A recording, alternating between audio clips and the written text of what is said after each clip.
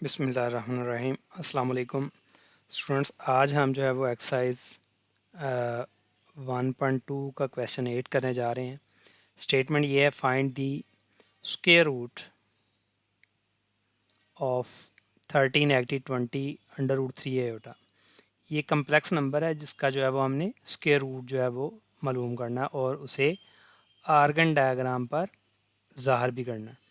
तो सबसे पहले हम जो है वो इस कम्प्लेक्स नंबर का स्क्वायर रूट लेंगे और स्क्वायर रूट लेने के बाद हमें एक कम्प्लेक्स नंबर हासिल होगा, उसे हम जो है वो आर्गन डायग्राम के ऊपर जो है वो रिप्रेजेंट करेंगे।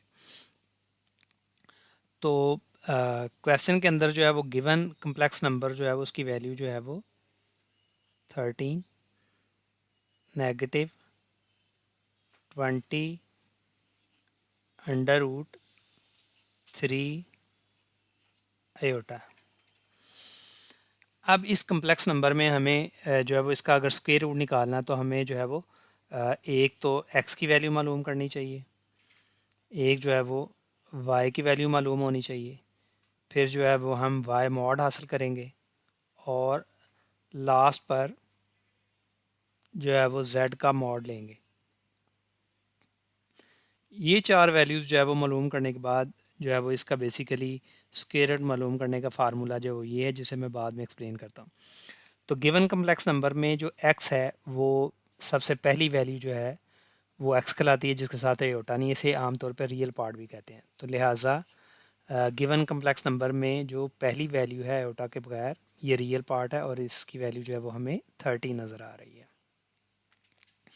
जबकि y की वैल्यू जो है वो आयोटा के साथ जो नंबर होगा वो y की वैल्यू होती है। इसमें y की वैल्यू जो है वो हमें -20 अंडर रूट 3 जो है वो नज़र आ रही है। जबकि y मॉड जो है वो एक्चुअल में क्या है, y मॉड एक्चुअल में y की वैल्यू ही है, लेकिन जो है वो पॉजिटिव के अंदर होती है। मतलब अगर आपके पास y की वैल्यू जो है वो नेगेटिव हो या पॉजिटिव हो, जबकि y की मॉड की वैल्यू जो है वो हमेशा जो है वो पॉजिटिव साइन में होगी। तो ये जो है वो 20 अंडर रूट 3 होगी। एक्चुअल में y मॉड जो है वो y का स्क्वायर करने के बाद उसका जो है वो अंडर रूट लिया जाता है।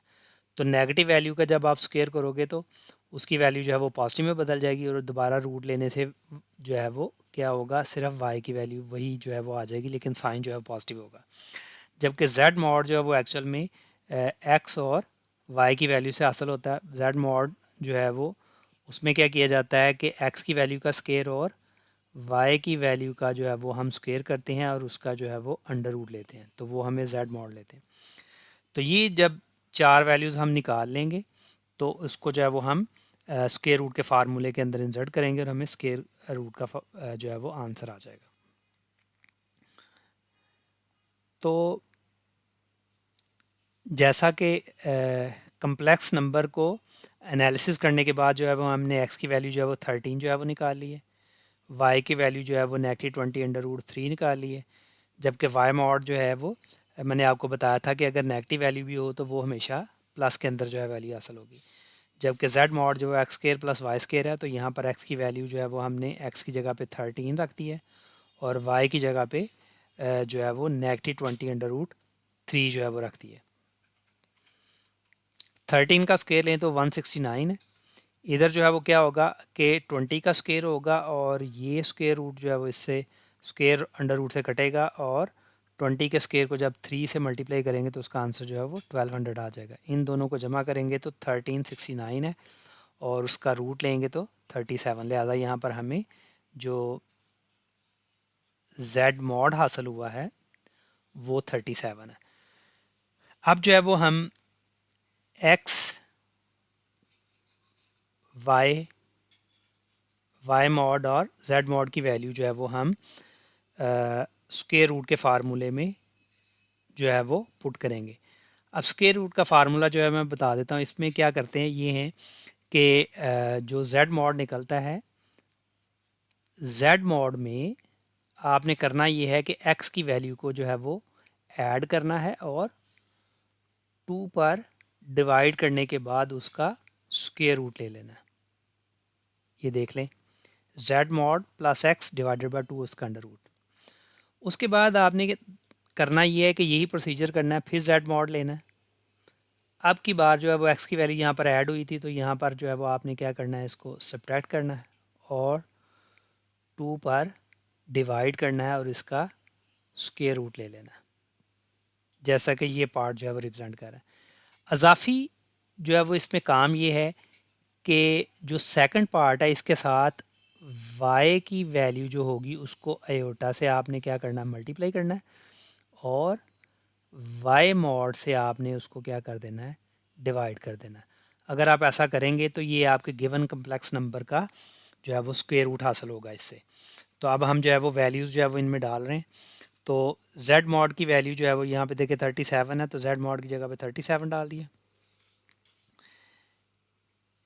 x की वैल्यू जो है वो 13 है, तो यहाँ पर देखें 37 में 13 ऐड किया और 2 पे डिवाइड कर दिया। इस पार्ट को जो ये वाला मैंने बताया था, तो इसमें 37 में 13 को सब्ट्रैक्ट करने पे 2 पे डिवाइड कर दिया।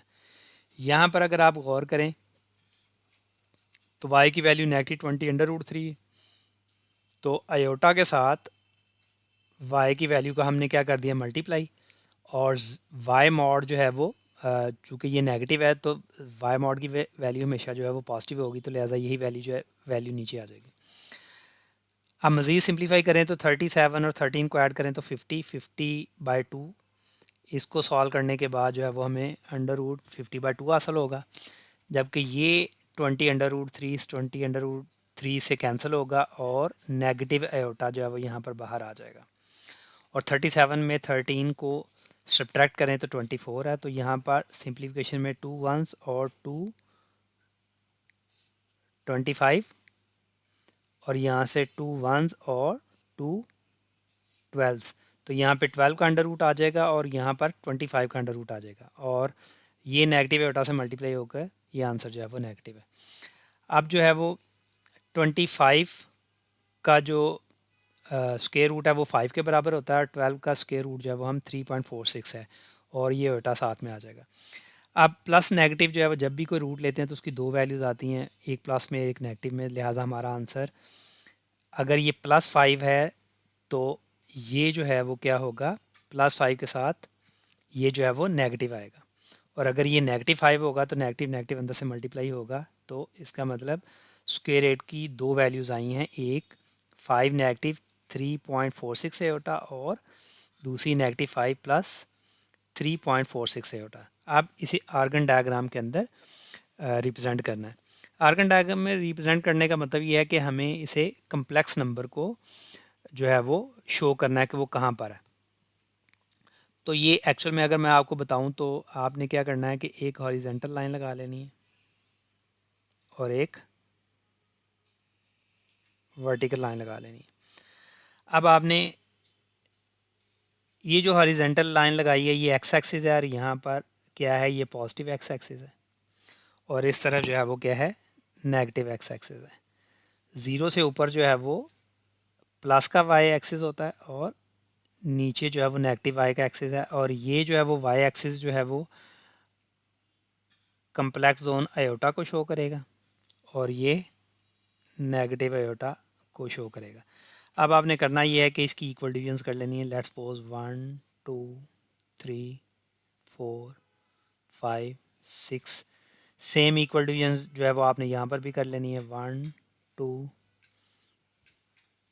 3 4 5 एंड 6, 1 2 3 4 5 और 6, 1 2 3 4 5 और 6।